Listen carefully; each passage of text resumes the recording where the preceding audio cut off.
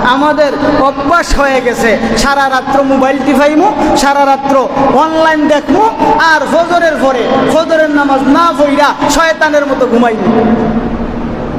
কার মতো? শয়তানের খানে পেশাব করে, শয়তানের এমন ঘুম দেয়, নামাজ টামাজ নাই, সকালের ঘুম ফায়দা কর না, সকালের ঘুম কি না ফায়দা কর না। সকালের ঘুম গায়ের জন্য, শরীরের জন্য ক্ষতি বয়ে আনে, অসুস্থতা বেড়ে যায়।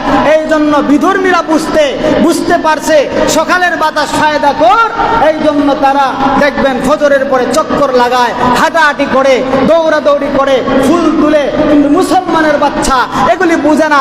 মুসলমানের বাচ্চা নাকে তেল দিয়া ঘুমায়, সারা রাত্র মোবাইল টিপায়, আর ফজরের আগে তেমনি ঘুম দেয় 11টা 12টার সময়। তো মুসলমানের অভ্যাস